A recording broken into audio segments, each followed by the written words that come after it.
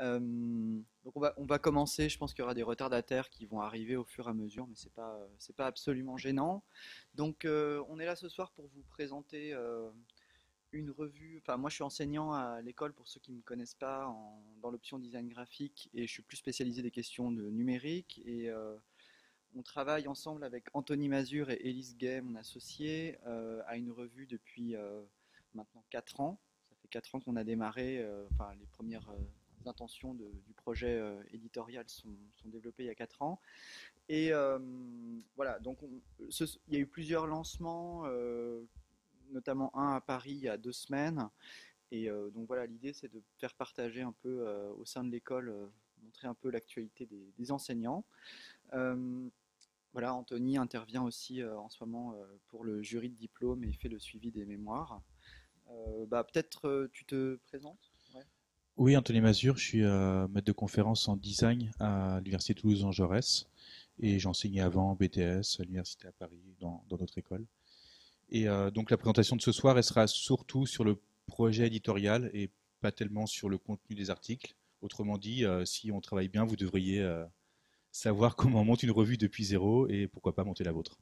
Voilà, c'est un peu l'idée de ce soir, c'est on s'adresse à des étudiants et donc voilà, une revue c'est toujours une aventure assez singulière et enthousiasmante. Et donc voilà, c'est aussi donc on va vous partager un peu tous les aspects à la fois de logistique, d'organisation, de budget, de travail sur le contenu. Donc voilà, c'est l'idée de vous donner un petit peu ce qui se passe derrière dans les coulisses de ce type de projet. Euh, pour parler un petit peu globalement de la revue, en fait, c'est une revue annuelle. Vous allez comprendre pourquoi quand on va évoquer la densité du contenu. Et l'idée de cette revue, c'est d'interroger les relations qu'entretiennent design graphique et pratique numérique. Pratique numérique au sens large, c'est-à-dire aussi bien euh, utilisation des outils numériques pour produire du design graphique que design graphique pour des supports numériques. Donc voilà, l'idée c'est d'aborder de manière extrêmement large ces sujets et de tourner autour à travers des thématiques annuelles. Donc la revue s'intéresse à des questions particulières à chaque numéro. Et voilà. Alors, on s'est déjà présenté, mais en fait la singularité de cette revue déjà, elle est déjà apparente dans l'équipe qui la constitue. L'équipe est faite de 3 personnes. Donc il y a Anthony qui s'est présenté, qui est plutôt théoricien du design et qui a une thèse sur le design et les programmes. Et un studio de design graphique qui composé de moi et de mon associé Élise Gay. Nous travaillons essentiellement, en fait, on fait que des projets éditoriaux, aussi bien sur papier que sur écran. On fait autant de livres que de sites web ou d'applications. Et c'est un peu la spécificité de l'atelier, c'est-à-dire de croiser ce qu'on peut envisager en termes de lecture à l'écran avec ce qu'on peut envisager en termes de lecture sur papier et de se dire d'utiliser les bénéfices de l'un sur l'autre et vice-versa. Comme on a Rennes, on peut aussi mentionner qu'on s'est rencontrés grâce à Tony Combe, qui est enseignant dans l'école. Voilà. Et moi, je venais de finir ma thèse en 2014. Kevin avait écrit un article que je ne connaissais pas, mais j'ai connu grâce à Tony dans la revue Graphisme en France sur le rapport code et design. Et donc, Tony nous a dit, en fait, vous travaillez sur les mêmes sujets, rencontrez-vous. Et ça a été fructueux, puisqu'aujourd'hui, on peut vous présenter Mm. cette revue. Ce qui est amusant, c'est qu'on avait chacun en fait un projet de revue à part, mais qui se recoupait complètement. Et donc, on a décidé de mutualiser les forces pour travailler ensemble au même projet. En fait, il y a plein de gens qui ont les projets de revue, mais les faire, c'est plus compliqué. Vous allez comprendre pourquoi. Voilà. Alors, en fait, cette envie commune qu'on avait, donc la question c'est pourquoi une autre revue? Et ben simplement, on avait tous les deux identifié un problème, en tout cas identifié un état de fait. C'était qu'en langue française, il y avait peu, voire pas d'écrits sur le numérique qui étaient disponibles. Il y avait bien des éditeurs qui proposaient des textes théoriques sur le design graphique. Je pense notamment à B42, à Zone Sensible, Ou Epsilon. euh, Epsilon, B2 dans le champ de l'architecture, etc. Mais des gens qui s'intéressaient au numérique, il n'y en avait pas. Il y avait bien la revue Backcover, qui régulièrement, enfin, à parution irrégulière, euh, traitait de design graphique de manière assez visuelle, mais rien sur le numérique. Et ça nous paraissait un manque grave parce que par ailleurs, nous sommes tous les trois pédagogues et enseignons tous, et on sait ce que c'est que l'enseignement du numérique et la transmission de ce type de techniques et de méthodologies de travail. Voilà, on manquait de support de recherche, Nos étudiants nous concrètement. demandaient qu'est-ce que je peux lire et moi j'étais embêté, je ne savais pas quoi répondre. Ou alors c'est des textes en anglais, mais du coup avec une difficulté de la langue et des concepts qui ne sont pas transposés ou interprétés dans notre culture. Donc ça posait un certain nombre de problèmes. Il y a des textes notamment des années 40, on y reviendra, des textes essentiels sur l'informatique qui aujourd'hui encore ne sont pas traduits. Donc du coup on a de graves problèmes de compréhension de ce champ-là en langue française. Voilà. Alors, dans la genèse du projet, il s'est avéré. Alors, on va vous raconter un peu toute l'histoire, hein, comme ça, vous voyez un peu ce que ce type d'aventure recouvre. En fait, on a travaillé pendant 2 ans, tous les trois, à l'élaboration d'une maquette, d'un rubricage, essayer de définir un peu quel était le rythme de publication, est-ce que c'était thématique, est-ce que c'était ouvert, est-ce que c'était uniquement en ligne, est-ce que c'était imprimé, est-ce que c'était les deux, etc. Et on est arrivé avec un projet pour lequel on a discuté avec le Centre national des arts plastiques pour obtenir des subventions. Et il s'est avéré qu'il y avait une dimension pour laquelle on n'avait pas de solution. C'était la question de la diffusion. La question de la diffusion, c'est essentiel pour une revue aussi bien imprimée que numérique, parce que vous pouvez publier des choses, vous pouvez imprimer 1500 copies d'un objet, mais l'idée, c'est quand même, quand on se lance dans ce type d'entreprise, c'est quand même de faire partager des textes, de faire partager de la pensée, de la faire circuler. Et donc, si on ne diffuse pas ce qu'on fait, ça sert à rien. Et on ne voulait pas prendre nos petits sacs à dos et aller dans toutes les librairies de la France et de l'étranger, c'était juste impossible en fait. Voilà, on a par ailleurs des activités professionnelles, Quand on dit 2 ans, oui, pédagogiques. c'était en plus de tout le reste, on est d'accord que Voilà, c'est voilà. pas du tout un projet à temps plein. Voilà, donc la question c'était la diffusion. Et en fait, ce qui s'est avéré, en fait, ce qui s'est passé, c'est qu'on s'est dit, bah voilà, on va pas essayer de travailler contre ce qui existe actuellement, mais on va essayer plutôt de s'associer. Et donc on est allé voir les éditions B42 qui publient la revue Back Cover, et on leur a proposé justement d'avoir une autre revue dont on prendrait en charge la direction éditoriale et qui serait complémentaire à Back Cover. Donc L'intérêt étant que du coup B42 apporte son expérience éditoriale et gère toute la partie diffusion. voilà. On Et soit nous, complètement déchargé de ça. voilà. Et donc le nom back office joue avec le titre back cover. L'idée, c'est d'avoir une version, enfin un aspect numérique, un aspect imprimé pour recouvrir un peu, essayer de cerner de quoi recouvre le design graphique et de proposer des textes à ce sujet. Euh, alors, de quoi ça cause? Ça parle évidemment de design graphique, mais design graphique et pratique numérique, ça peut paraître un petit peu réducteur, mais en fait, on va dire que les pratiques numériques au sens élargi ouvrent un tas de champs, ce qui est le champ des interfaces homme-machine, de l'archéologie des médias, de la typographie, de l'open source, des humanités numériques, du rapport code-forme, de l'histoire du design, des outils de création, de la philosophie de la technique, du logiciel libre, de la programmation, de l'interactivité, de la pédagogie, de l'esthétique. Alors évidemment, il n'y a pas tout ça dans le premier numéro, mais c'est ce qu'on aimerait à terme couvrir comme champ, comme domaine de réflexion.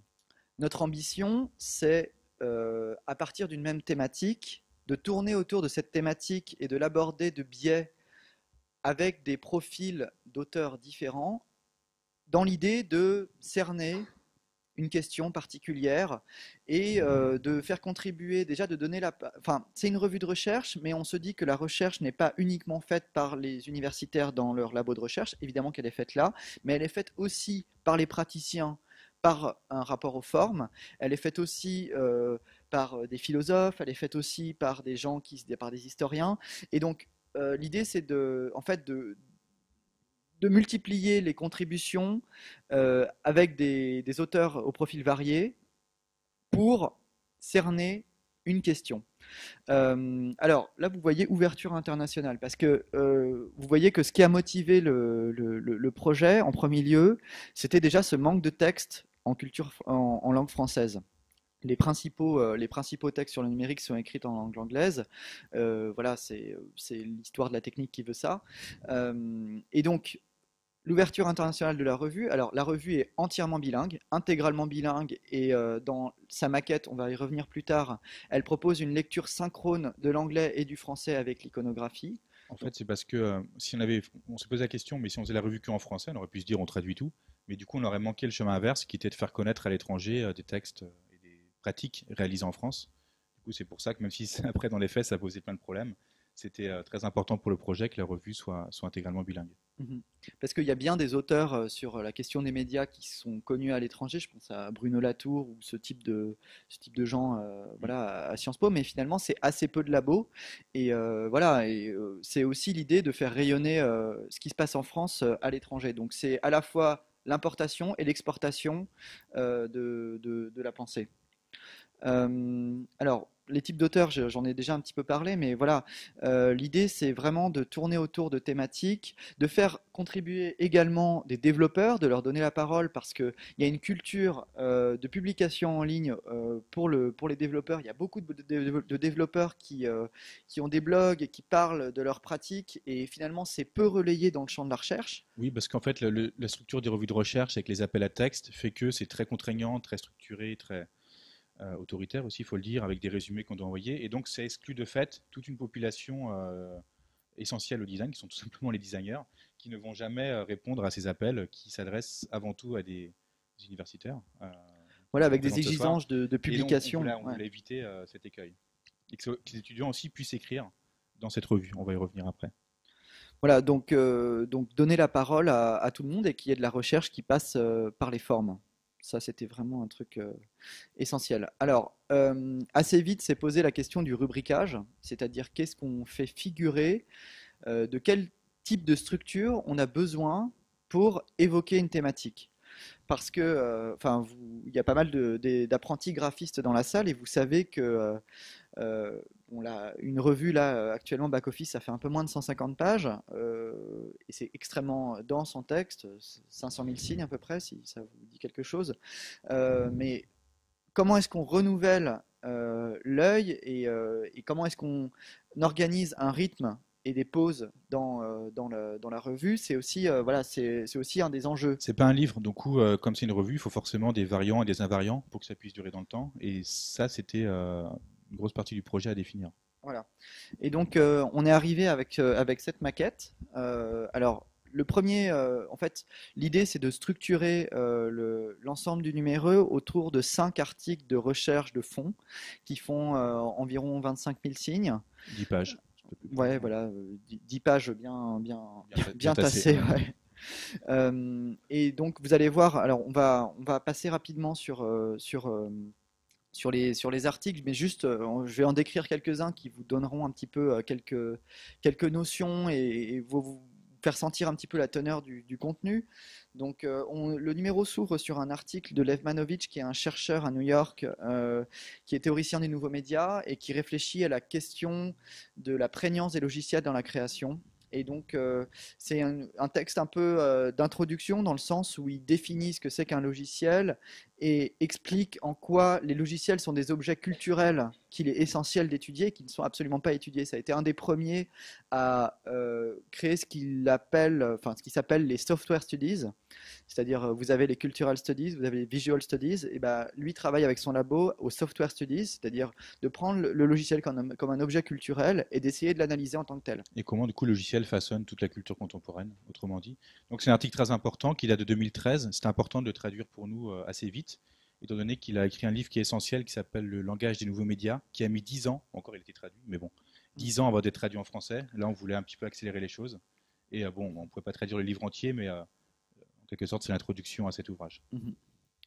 Un entretien avec Étienne Robial, à qui on a demandé, en fait, il y a quelque chose, parce que Je pense que vous connaissez Étienne Robial peut-être, il a créé entre autres le logo de Canal+, enfin l'identité visuelle de Canal+, pendant plus de 10 voilà, ans. Ouais. de M6, il a travaillé pour Le Monde, pour l'équipe, enfin voilà, c'est quelqu'un qui a commencé sa carrière dans les années 60, et en fait, ça nous intéressait, le thématique du premier numéro, on a peut-être oublié d'en parler, le premier numéro s'appelle Faire avec, et l'idée, c'est d'interroger la notion d'outil, d'instrument, d'appareil, avec quoi on fait.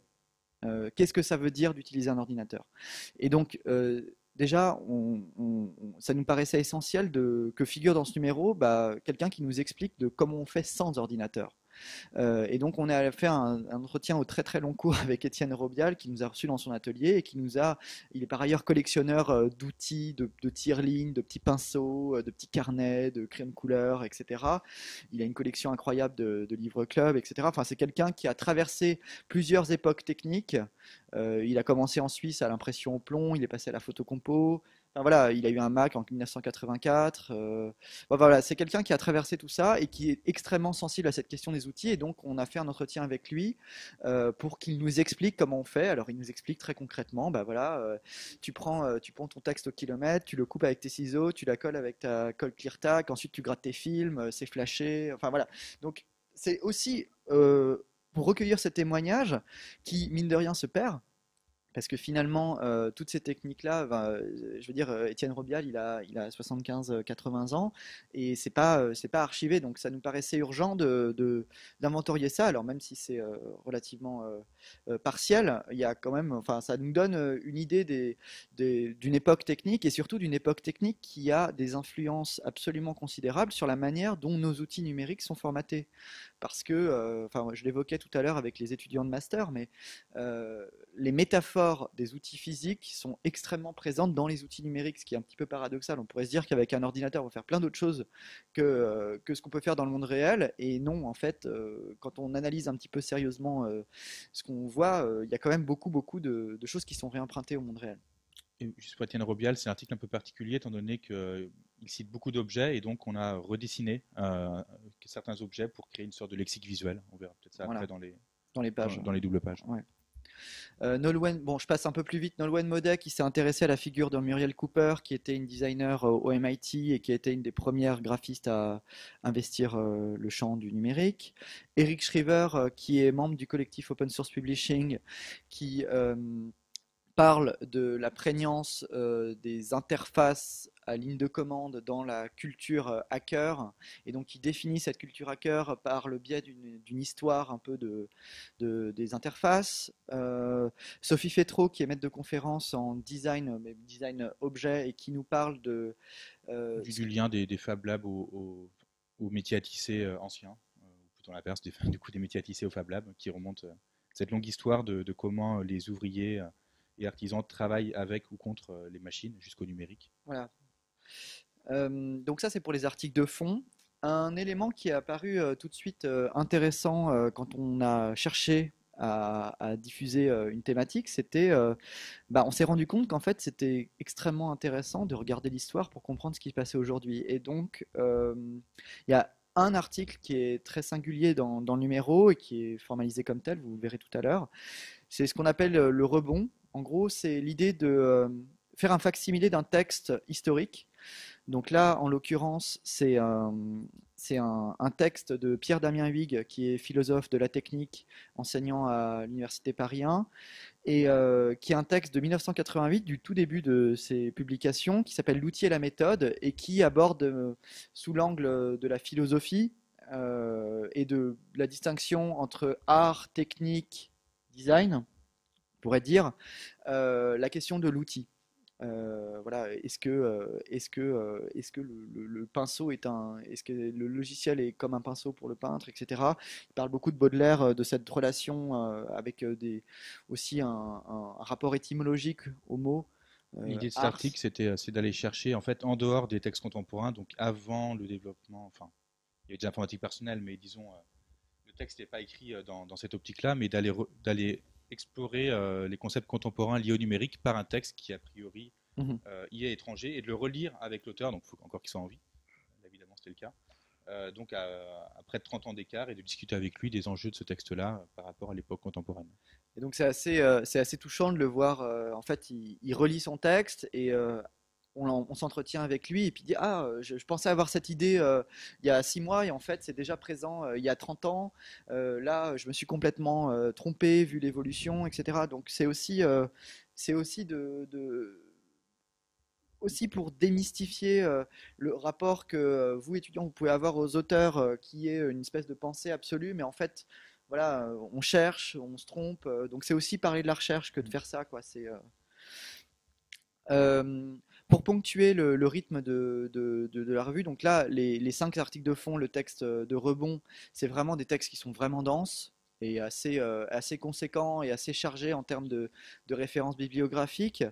À ça s'ajoute ce qu'on a appelé des focus, qui sont des textes beaucoup plus courts et généralement plus visuels sur des initiatives très précises. Et donc, on a par exemple Nicolas Taffin qui nous parle du streaming de typographie en ligne avec des plateformes type WebKit que vous utilisez peut-être, c'est Donc mal. ces articles-là de 3 pages, du coup, c'est vraiment l'endroit où des designers ou étudiants, développeurs peuvent prendre la parole de façon plus simple que sur des textes Mm. de 10 pages où c'est plus compliqué à structurer. Voilà, donc on a un projet qui est initié à l'Institut national de recherche typographie, un petit point sur quelqu'un sur la côte ouest qui avait développé un synthétiseur analogique visuel pour les clips des années 70 et vous voyez peut-être ces clips avec des ondulations de couleurs pas possibles, voilà, Et donc complètement l'article fait psychédéliques. le lien du coup entre ces synthétiseurs et Photoshop et montre. Voilà, à travers la notion de filtre, comment Hmm. est-ce qu'aujourd'hui on peut encore L'article tisser est des issu d'un liens. mémoire du coup à Lens Balion. Voilà. Voilà. Un point sur les licences typographiques et On voulait que certains articles abordent des questions économiques et juridiques. Là, voilà, c'est le cas dans celui-là. c'est Franck Adébier qui est comptable et typographe, un profil rare. On vous le disait, on est aussi pédagogue et nous, ce qui nous paraissait intéressant, c'était aussi de mettre en valeur des initiatives pédagogiques pour que dans la scène française et internationale, on puisse euh, bah, euh, faire avancer le schmilblick pour ce qui est de l'enseignement des techniques numériques dans les écoles d'art. Parce que c'est absolument pas trivial que de transmettre des techniques d'ingénierie pour la création. Il n'y a pas de modèle en fait qui existe. Le modèle des écoles d'ingénieurs, déjà il est en pleine mutation et en plus il est complètement dépassé à mon avis. Le modèle de transmission du design dans les écoles d'art, il pose d'autres problèmes parce que la relation à la technique, elle n'est pas abordée de manière aussi frontale. Et voilà, et il y a mine de rien un choc, une marche technique assez forte pour ce qui est de l'apprentissage de la programmation. Et donc, il nous paraissait assez essentiel de mettre en valeur des initiatives singulières qui travaillaient cette question-là pour donner des idées à d'autres pédagogues et pour mettre en Oui, valeur des choses. des questions très concrètes. Sur quelle technologie on apprend, comment est-ce qu'on peut enseigner des technologies périmées, ou enfin ce genre de choses qu'on voulait montrer en action plutôt que de les traiter de façon abstraite. De faire une sorte de curation de workshop et de donner à lire des entretiens qui peuvent inspirer des directeurs, chefs d'équipe, enseignants. Voilà. Donc c'est essentiellement des comptes rendus de workshops, les workshops d'outils libres alternatifs qui sont des workshops gratuits, ouverts à tous, sur la promotion du logiciel libre, des workshops de l'association Signe, qui sont des workshops qui sont liés à chaque fois à un outil différent. Et le premier était sur un plotter des années 80 qui permet de déplacer un feutre commandé par un ordinateur. Et donc l'idée c'était d'expérimenter avec ce vieil outil. Et un workshop qui a lieu ici même, où Benjamin Gomez a invité Raphaël Bastide à faire la fonderie de l'école, la fonderie typographique de l'école, avec l'idée de transmission de projets d'étudiants d'année en année.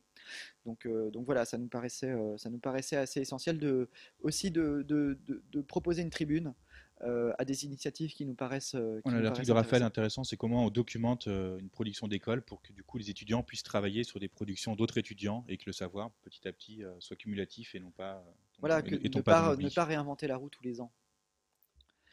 Euh, Avec ce contenu, donc ça c'est le cœur.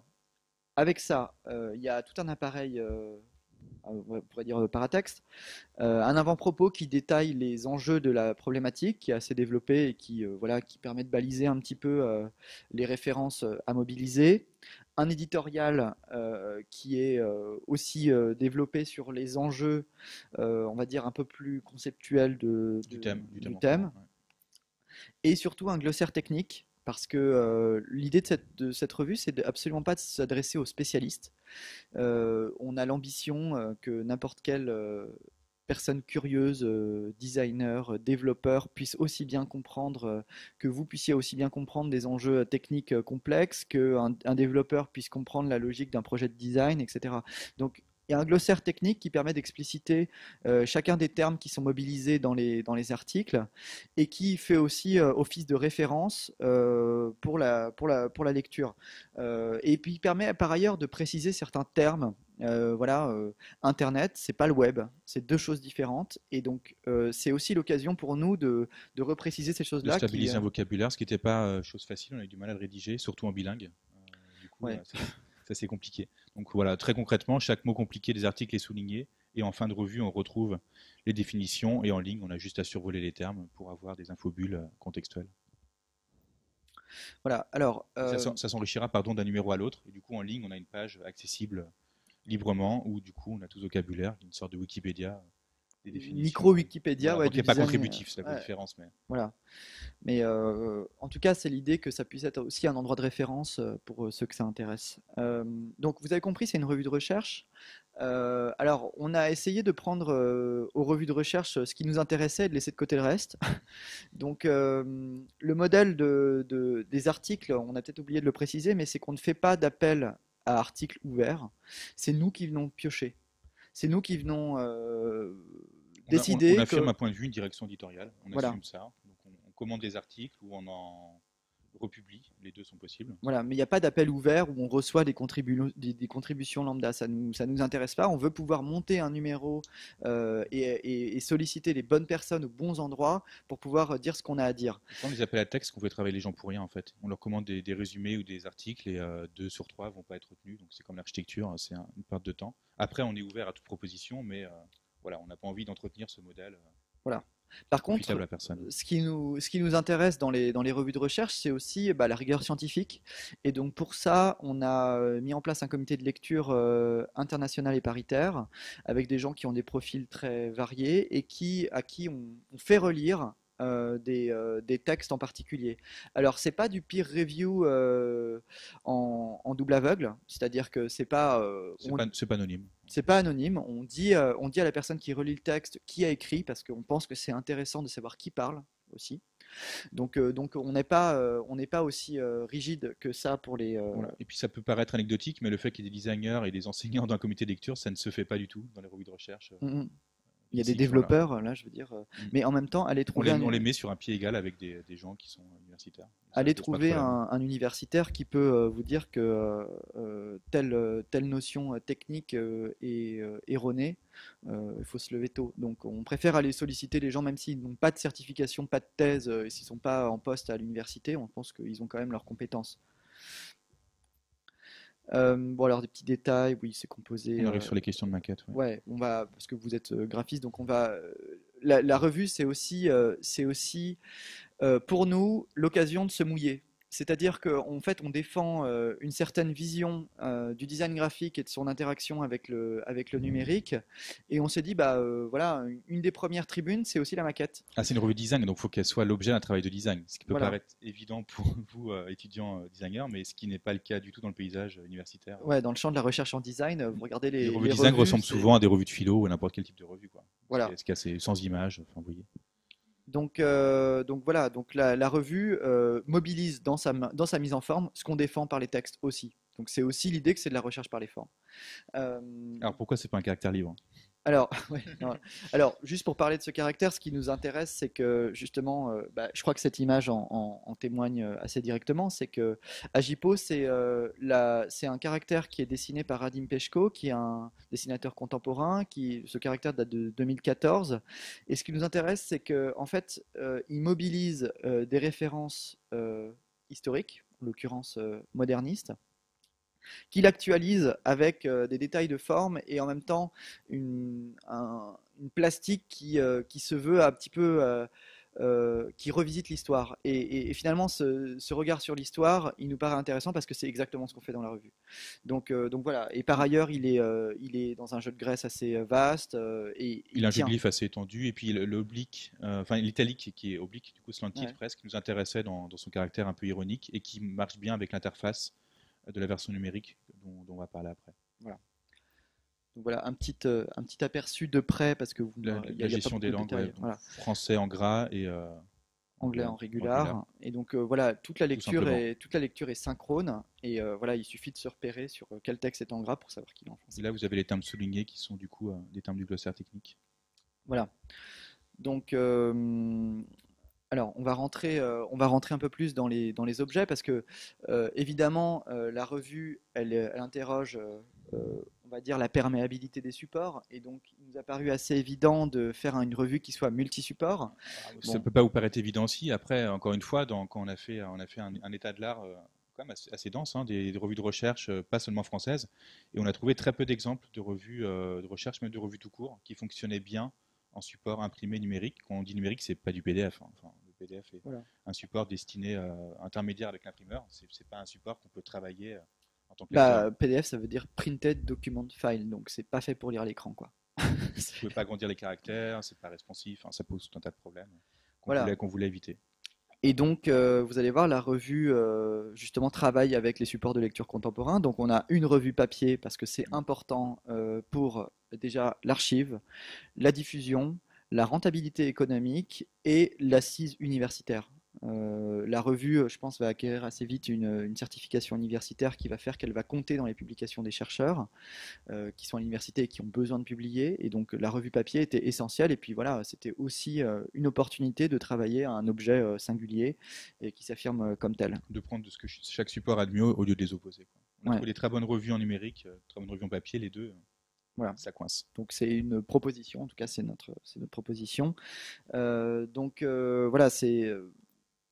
Alors, euh, la revue s'ouvre sur un cahier visuel. On commence, il n'y a pas de texte.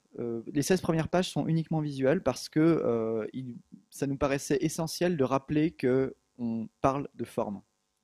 Et on parle avant tout d'objets visuels. On débat dessus, on théorise, on projette, on regarde l'histoire, mais avant tout, ce sont des formes. Et donc, pour pouvoir proposer ensuite une analyse de ces formes, il nous paraissait essentiel de rentrer dedans, déjà de regarder ce qui se fait. Donc ce portfolio visuel, c'est pas un sommaire, en fait, ça met en connexion des articles qui sont pas forcément dans cet ordre-là dans la revue, et d'autres images peuvent apparaître Voilà. dans cette introduction Là, monographique. quasiment chacune des images que vous voyez là est dans un article différent, mais vous voyez que c'était aussi l'occasion de créer des compositions visuelles qui mettaient en relation l'ensemble.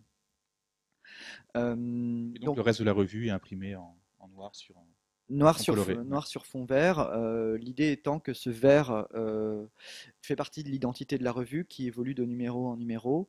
Vous verrez, vous pourrez consulter les numéros tout à l'heure et vous constaterez que enfin, l'intégralité de l'objet est vert, y compris sa tranche, et ça s'affirme comme un élément fort de l'identité visuelle extrêmement simple, mais qui est, voilà, ce vert, il nous rappelait aussi les premiers rétroéclairages des écrans. Là, on le voit très mal avec la lumière qui est mauvaise, mais voilà, c'est un vert qui est extrêmement intense et qui, par ailleurs, fait voir la vie en rose quand on regarde, quand on lit longtemps. Le vert étant la Et complémentaire donc du magenta. chaque numéro du coup aura une couleur différente et permet de chapitrer assez facilement les thématiques. Voilà, donc après le cahier image, on arrive enfin au sommaire. Et le sommaire, alors voilà, on vous a mis quelques doubles pages type. Les articles de fond denses ont une page d'ouverture noire à gauche qui permet sur la tranche de lire quand est-ce qu'ils arrivent et de séquencer vraiment ces temps importants de la lecture.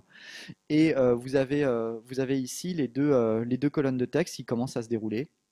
Alors, la mise en page est assez flexible. C'est une grille très simple de 5 colonnes et après, on se laisse toute latitude pour jouer avec. L'idée étant que, voilà, encore une fois, c'est pas un livre d'essai, c'est vraiment une revue et donc voilà, on propose un renouvellement visuel. Là, c'est les focus du coup qui n'ont eux, étant plus petits, n'ont pas droit au fond noir, qui sont sur 2 ou 3 pages. Mm.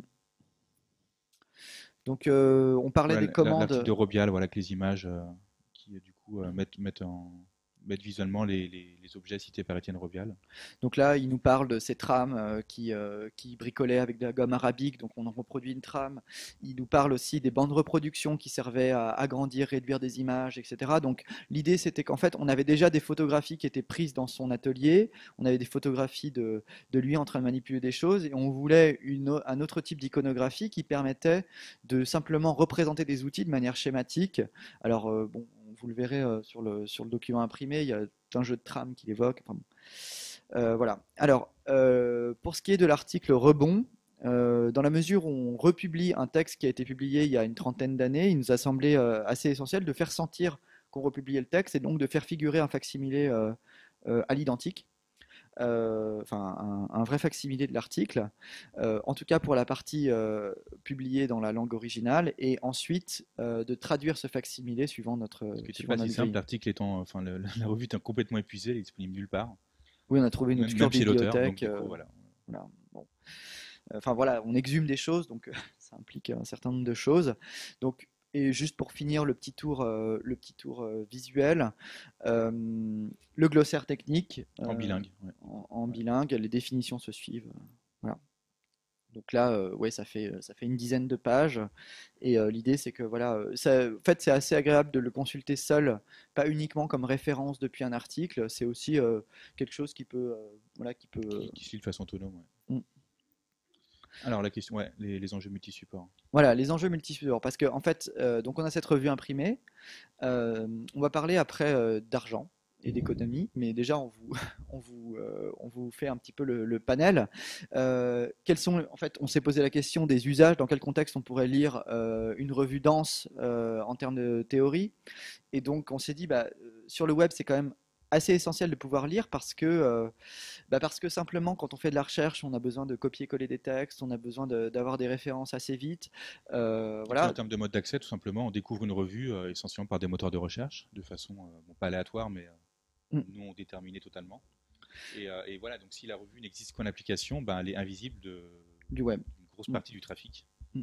Et par ailleurs, ça nous paraissait essentiel de pouvoir proposer des applications tablettes et smartphones sur iOS et Android pour pouvoir lire offline dans le train, pour pouvoir penser aussi une interface en fonction d'un support donné. C'est-à-dire que le web, vous allez voir que l'interface web, elle est complètement responsive, c'est-à-dire qu'elle s'adapte à l'ensemble des écrans, mais les applications iOS sur smartphone, par exemple, la mise en page est pensée pour la lecture sur un smartphone, est très différente du web et d'une tablette.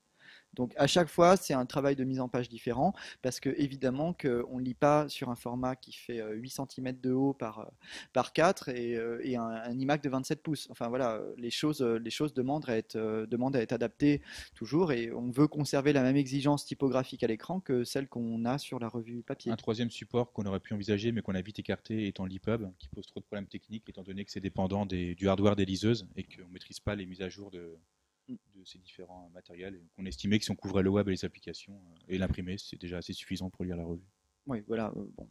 Et puis par ailleurs, l'EPUB nous paraissait problématique parce qu'on défend l'idée que les contenus, le texte n'est pas générique et que le texte, un texte doit avoir une mise en page qui lui est Une propre couleur en aussi qu'on fonction peut de son pas support. avoir.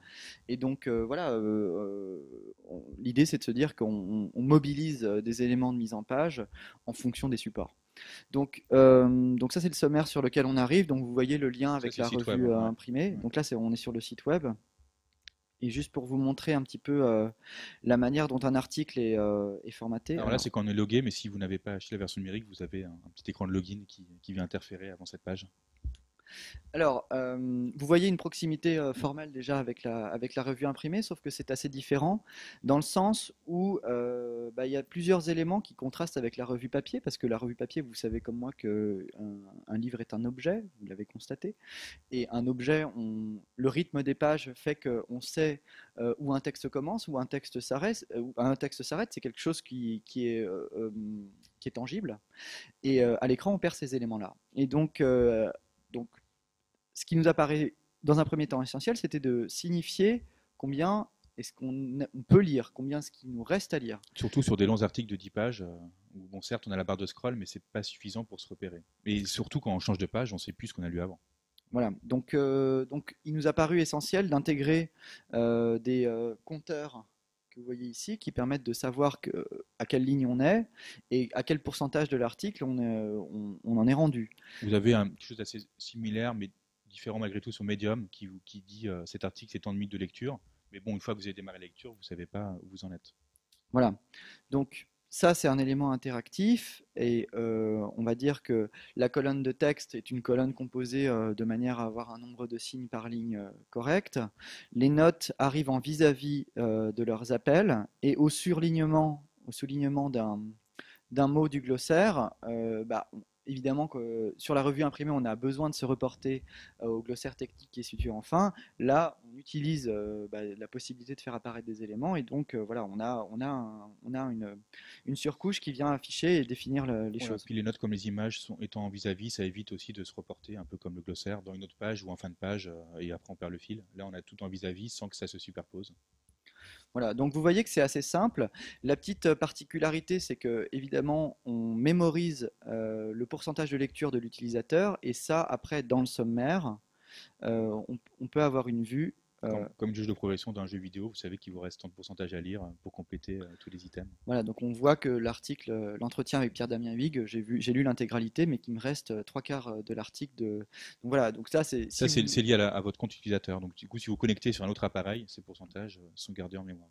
Voilà, donc encore une fois, c'était une manière de se dire comment est-ce qu'on travaille avec la lecture à l'écran et comment est-ce qu'on invente des petits dispositifs qui permettent de s'y retrouver. Et Voilà, qui sont pas spectaculaires, mais utiles en termes d'usage. voilà. Tout ça est responsive, on peut le montrer. En fait. On a le temps. Non, Ouais. je pense Ok. pas. Je préfère On avance. qu'on avance sur Vous le testerez chez sur le vous. reste. Ça Voilà, marche sur ouais. téléphone, y compris le compteur. Alors, le problème, c'est qu'on avait toutes ces belles idées-là. On avait une structure de diffusion, on a un coéditeur, on avait des partenaires, on a un comité de lecture des auteurs, plein de choses, c'est super. Mais simplement, on se dit que la revue n'est pas pérenne si on ne rémunère personne. Donc, on prend le parti de payer tout le monde. Les auteurs de textes longs, les auteurs de textes courts, c'est négocié avec eux, c'est un peu différent, mais au moins pour les textes longs, les rebonds, les entretiens, tout le monde est payé. Les traducteurs, les relecteurs, les imprimeurs, voilà. Sachant que l'impression et la traduction sont les deux très gros postes, les trois quarts des dépenses viennent de là. Voilà.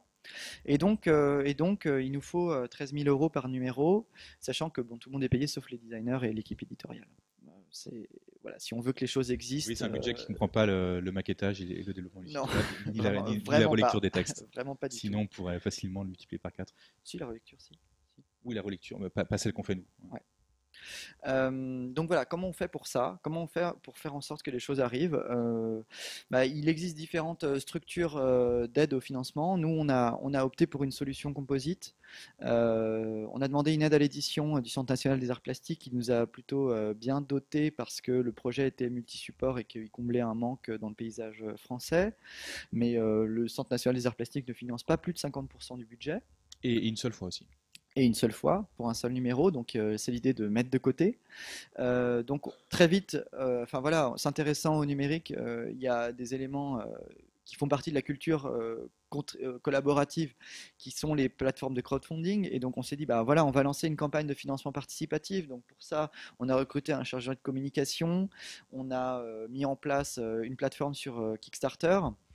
Donc voilà, ça a été plutôt bien doté. On va le détailler après de ce que ça implique, c'est en fait très Ouais. compliqué, Ouais, mais ça très paraît. riche aussi. Voilà. Un petit peu de publicité. Donc c'est de la publicité choisie. C'est des écoles d'art et Une agence. une agence de communication. Des préventes aux écoles. On remercie l'école de Rennes pour le préachat de 50 numéros. Des ventes, évidemment. Voilà. Et donc tout ça est mutualisé entre une association qui est dédiée, qui est Fork Édition, constituée par Anthony, Élise et moi-même, et les éditions B42. L'idée, c'est que c'est un grand pot commun. Et voilà. Très concrètement, avec l'aide du CNAP et les préventes Kickstarter, on avait assez d'argent pour financer intégralement le premier numéro, sachant que du coup, le problème, c'est la suite. Et que voilà, la faisabilité du numéro 2 dépendra des ventes du coup du numéro 1. Ouais. Et si ça fonctionne bien, chaque numéro est autofinancé par le précédent. Voilà, c'est l'idée de mettre le pied à l'étrier et de garder un peu d'argent pour la suite. Et ensuite que les ventes du précédent numéro alimentent le numéro suivant, etc. Et que ça se poursuive. Et y compris voilà, les publicités, les préventes qui sont essentielles à l'équilibre. Voilà, donc l'idée, c'est de ne pas perdre d'argent. C'est pas d'en gagner, évidemment.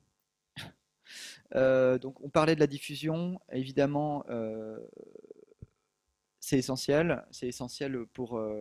Alors la diffusion sur le web, elle s'opère par la présence sur les réseaux sociaux et par différents articles, on va dire que pour l'instant, la presse, on a eu plutôt de bons échos avec plusieurs articles On est sur voilà, France France Culture. Culture, ouais, une heure de diffusion la semaine dernière, plus une note brève, et Le Monde diplomatique aujourd'hui. C'est plutôt intéressant Donc, pour un démarrage. ouais, ouais, donc voilà, et c'est aussi ce type d'événement qui permet de faire connaître la revue. Et par ailleurs, elle est présente dans un peu plus de 200 librairies en France, À partir de mi-mars. ouais, à partir de mi-mars et à l'étranger, et puis après dans des salons et évidemment en ligne. Donc voilà, on vous disait, ça ne sert à rien de faire quelque chose si c'est pas lu, et donc l'idée c'est vraiment de pousser et de faire parler du projet pour qu'il existe. C'est aussi pour ça qu'on a pris aussi un tarif assez bas pour la version numérique, pour que ce soit accessible aux étudiants qui n'ont pas forcément les moyens ou Voilà. l'envie d'acheter la version imprimée. Donc c'est 22 euros imprimé et 5 euros en numérique, ce qui nous paraissait être un prix juste. Sachant que la version numérique achetée depuis notre site web donne accès gratuitement à la version en ligne aussi, Voilà. ce qui est intéressant. Alors, un des enjeux aussi pour la circulation de la pensée, bah, c'est évidemment, nous on commande des textes. Donc on commande des textes et on se dit que voilà, après un an de publication verrouillée, enfin payante, ce qui nous intéresse, c'est aussi de les faire circuler. Au bout d'un moment, on veut pas, enfin, on garde une exclusivité pendant un an, mais on se dit qu'au bout d'un an, c'est intéressant que les textes circulent de manière gratuite et libre sur le web. Et donc, c'est pour ça qu'on fait signer aux auteurs et on impose aux auteurs la diffusion de leurs textes un an après leur publication. De toute façon, ils sont tous d'accord, c'est dans leur intérêt. Ouais, voilà, c'est dans l'intérêt, mais on diffuse les textes un an après la publication sous licence Creative Commons, alors c'est la licence by NCSA qui implique que le texte peut être rediffusé gratuitement, à condition qu'on cite l'auteur, que la publication soit non commerciale et qu'elle soit rediffusée elle-même sous une licence, Voilà, sous ils la peuvent même aussi être licence. modifiés ou enrichis à condition qu'ils soient distribués sous la même licence. Et Alors là, cité. on va complètement à l'encontre des revues universitaires classiques qui, dans les cas les plus extrêmes, demandent aux auteurs de payer pour être publiés dans la revue. Voilà. C'est Donc, le contraire, on les paye, puis en plus on libère les textes. voilà. Donc bon, c'est pas une opération philanthropique, c'est vraiment l'idée que On croit que ça va servir le projet, que si ces textes circulent librement, enfin, la revue rayonnera et que les ventes des numéros suivants ouais, et que se ressentiront tout le monde est positivement. gagnant dans cette opération. Alors, juste pour vous donner aussi l'envie, ouais, ça va. Ouais, juste pour vous raconter un peu comment ça s'est passé et comment est-ce qu'on travaille sur un projet de ce type-là. Évidemment, ça impose quand même une structure assez serrée et assez sérieuse. Ça représente en temps de travail un jour et demi à temps plein toute l'année, Ouais, en gros. pour le démarrage, ouais. Ouais, voilà. Et ça implique évidemment savoir que tel texte est écrit, relu, traduit, que la traduction a été relue, que c'est maquetté, etc. Donc en fait, on travaille avec des documents partagés parce qu'on n'est pas souvent ensemble, mais par contre, on travaille au téléphone en direct sur des documents. Alors, c'est Google Doc, on n'a pas trouvé mieux. En ergonomie, ouais, pour l'instant. Voilà, on donne à manger des données à Google, mais bon, voilà, on fait Donc là, c'est avec. les différents états des articles, en rouge quand ça va pas, en orange quand il reste un truc à faire, et en vert quand c'est validé. Il y a même Donc un article annulé là. toutes les différentes Ouais. étapes de rédaction. Voilà, et le travail, en fait, quelque chose qu'on avait du mal à soupçonner parce que c'est notre première expérience d'éditeur, c'est le temps de travail avec les auteurs. On avait la sensation, en lisant des choses, que finalement, quand on commandait un texte, il était toujours bien. Et en fait, non, pas du tout. Travailler sur un texte avec un auteur, c'est extrêmement à la fois intéressant, mais chronophage, et ça fait. Enfin voilà, c'est Oui, vraiment le. quelle que soit l'expérience de l'auteur, étant donné que c'est un projet éditorial spécifique, donc l'auteur, aussi expérimenté soit-il, peut nous livrer un texte qui ne convient pas exactement au ton ou à l'ambition ou au sujet de la revue. Voilà, donc là, vous avez un exemple d'une étape de travail sur un texte. Vous Voilà, voyez il manque un titre, par exemple. Il manque un titre. Les éléments en vert, c'est des éléments que nous on suggère à l'auteur. Le reste, le barré gris, c'est des choses qu'on suggère de suggérer. Et donc vous voyez qu'en fait, le travail, c'est pas juste de synchroniser les auteurs et une fois qu'on l'a reçu, de l'envoyer en trad. C'est enfin voilà un travail d'accompagnement des auteurs pour essayer de faire en sorte que la tonalité euh, de l'ensemble fasse corps, parce que une revue c'est pas une suite d'articles, c'est un ensemble, et donc il est important que voilà il y ait des rebonds qui s'opèrent entre les articles et que la chose fonctionne comme un tout.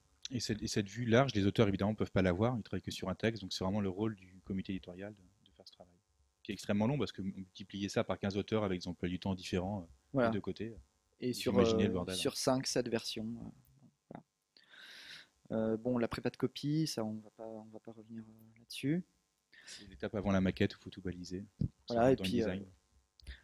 et puis voilà, ça après, c'est propre à chaque projet éditorial, mais Je crois qu'il y a aussi la traduction, on ne l'a pas montré, mais c'est le même genre d'étape avec des allers-retours, traducteur. voilà. Alors, donc bon, pour vous, c'était juste pour vous donner un petit avant-goût. Un des éléments qui a été essentiel pour la communication de la revue et pour son financement, ça a été la campagne de financement participatif. Alors en fait, moi j'avais jamais l'expérience de ça, toi non plus, je crois. Non, du coup on s'est renseigné, on a fait un benchmark, hein, on a regardé ce qui marchait pas. Et assez vite est apparue l'idée qu'il fallait faire ça très sérieusement, qu'il ne suffit pas de mettre un projet en ligne pour que les gens donnent des sous, qu'il faut le préparer longtemps en avance et surtout, il nous a paru que c'était important d'avoir quelqu'un qui était dédié à la communication de la campagne de financement en amont et surtout pendant la campagne, afin que nous, on soit libérés, qu'on puisse travailler sur autre chose, sur la revue, parce que si on cherche des sous tout le temps, c'est super, mais on ne fait pas le projet. Et donc voilà, on a missionné quelqu'un exprès pour ça, qui a préparé 2 mois en avance un ensemble de postes triés par catégorie et par support et aussi par heure. Donc c'est une revue bilingue. Il a été assez malade pour tenir compte des fuseaux horaires de diffusion des différents messages sur Instagram, Twitter et Facebook, et qu'on pouvait valider en amont, parce que si on est pris dans la campagne, on n'a pas le temps chaque jour de rebondir. Et il avait aussi proposé plusieurs choix. Si ça marche pas, je publie ça. Si ça décolle très vite, voilà, on franchit tel seuil. Donc tout un scénario élaboré en amont. Voilà. Et évidemment, il faut produire un certain nombre de contenus pour que le public adhère au projet. Et donc, il y a tout un folklore de la vidéo Kickstarter où on voit des jolies vidéos avec des flous, des gens avec des chemises un peu à carreaux, ce genre de choses. Bon, nous, on n'est pas rentré là-dedans. On a proposé une vidéo quasiment exclusivement C'est ça. typographique, Ouais. avec une musique composée pour l'occasion. Salut, c'est cool. Bon. Et voilà. Donc voilà, donc ça, ce travail-là, c'est un travail essentiel si vous voulez. Enfin voilà, ça ne se prend pas à la légère pour que ça fonctionne réellement. Ça demande du travail, mais par contre, c'est super parce que à la fois, ça fait parler du projet, en même temps, C'est vous une avez un campagne de communication, financement, ouais, c'est ça. et en même temps, ça crée une attente. C'est-à-dire que nous, on s'est fait, Personne ne connaissait en fait, parce que c'est un projet qui part de quasiment zéro. Donc du coup, envisager la campagne d'un point de vue de communication et construire une communauté autour de ça, c'est bien plus intéressant que de récolter quelques euros. voilà, Il y a une campagne qui marche bien, là, elle est finie, je crois, ou presque finie, celle de Surface Utile, des anciens étudiants de l'école. de l'école. Voilà, qu'on fait une belle campagne aussi. Si vous voulez regarder une étude de cas réussie, je peux vous la recommander. C'est Olivier Bertrand, Justin Billan et Chloé Bernard qui ont été Travaille sur diplômés il y a 2 ou 3 ans et qui sont tous basés à Bruxelles maintenant et qui travaillent sur des récupérations de marges d'imprimeurs et qui mobilisent pour, euh, pour imprimer leurs revues et leurs documents imprimés. Donc c'est une maison d'édition qui Ouais. travaille avec ces choses-là et donc contribuer. Ils ont fait une belle campagne avec Ouais. des vues très schématiques, didactiques, assez chouette. Voilà. Donc voilà, ça c'était encore une autre aventure. Ça, c'est Euh, très professionnalisé en fait. Au début du financement, peut-être qu'on pouvait s'en sortir avec des choses un peu bancales. Aujourd'hui, je pense qu'on n'a plus trop droit à l'erreur, quoi. non. Voilà le tableau des postes dont je parlais, qu'on validait un par un avec les heures, les titres et tout le bordel, les images. Donc voilà, Donc on a mobilisé Twitter, Facebook et Instagram. Instagram, il y a plus de gens que sur Twitter, donc c'était aussi important d'avoir un réseau d'images pour relayer la revue. merci beaucoup.